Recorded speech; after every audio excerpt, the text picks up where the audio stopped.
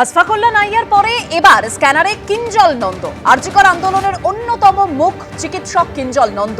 কিঞ্জলকে নিয়ে তথ্য জানতে অধ্যক্ষকে রাজ্য মেডিকেল কাউন্সিলের চিঠি। কতদিন ছুটি নিয়েছেন কিঞ্জল? নিয়ম মেনে নিয়েছিলেন? আরজিকর মেডিকেলে পিজিটি হিসেবে কত স্টাইপেন্ড পান কিঞ্জল নন্দ? বিজ্ঞাপন আর সিনেমায় অভিনয় করতে অনুমতি নিয়েছিলেন? বিভাগ, কলেজ, স্বাস্থ্য দপ্তর থেকে অনুমতি নিয়েছিলেন কিঞ্জল নন্দ? পিজিটি হিসেবে ৮০% উপস্থিতি আছে কিঞ্জল নন্দের? আরজিকর মেডিকেলের কাছে জানতে চাইল মেডিকেল কাউন্সিল।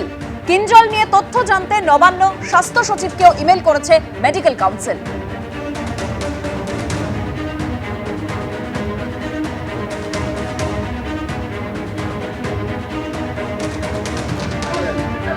এখনো পর্যন্ত আমাকে কর্তৃপক্ষের কাছ থেকে কিছু জানতে চাওয়া হয়নি। আমি নিজে চিঠিটা এখনো দেখিনি, তবে ওনারা জানতে চেয়েছেন, সেই উদ্দেশ্যকে আমি সাধুবাদ জানাই। এবং আমি এটুকু বলতে পারি, আমি কোনো নিয়ম বহির্ভূত কোনো কাজ করিনি। আমার ডিউটি আওয়ার্সের পরে আমি কি করব সেটা সম্পূর্ণ আমার ব্যক্তিগত ব্যাপার। আমি কোথাও প্রাইভেট প্র্যাকটিস করি না বা করিও নি, তাই সেই জায়গায় তো বলার কিছু নেই।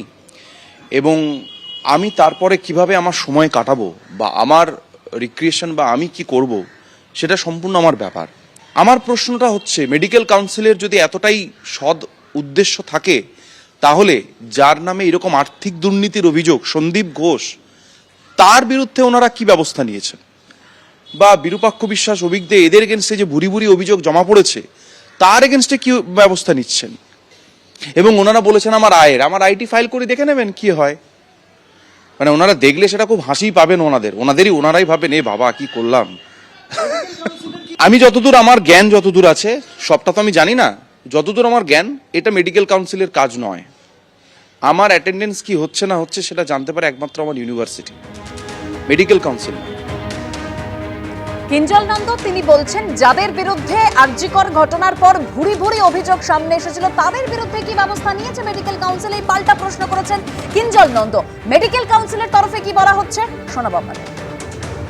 দেখুন, প্রথমেই আপনাদেরকে বলি, রাজ্য মেডিকেল কাউন্সিলের বেঙ্গল মেডিকেল অ্যাক্ট অনুযায়ী এই এখতিয়ার সম্পূর্ণরূপে রয়েছে যে কোনো সরকারি বা বেসরকারি মেডিকেল কলেজের প্রশাসন বা কর্তৃপক্ষের সঙ্গে যোগাযোগ করে কিছু ইনফরমেশন চাওয়ার। আপনারা যদি দেখেন section 19 of the Bengal medical act, সেখানে কিন্তু পরিষ্কার বলা হচ্ছে, the council shall have the power to call on the authorities of any examining body included in or distrust of being included in the schedule.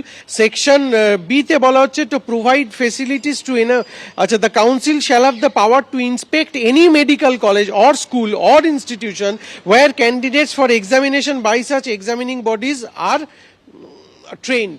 যে মেডিকেল কলেজগুলোর ডিগ্রি আমাদের রাজ্য medical কাউন্সিলের কাছে নথিভুক্ত হবে, ব্যাপারটা একটু বুঝতে হবে। আপনার মেডিকেল কলেজে কেউ পঠন পাঠন করে পাশ করলেন, তিনি তো রেজিস্ট্রেশনটা করতে মেডিকেল কাউন্সিলে আসবেন। ফলে যেখান থেকে তিনি পড়াশুনো করে আসছেন, সেই অধ্যক্ষকে বা সেই ইনস্টিটিউশনের প্রশাসনকে আমরা নিশ্চিতভাবেই অ্যাক্ট অনুযায়ী জানতে পারি।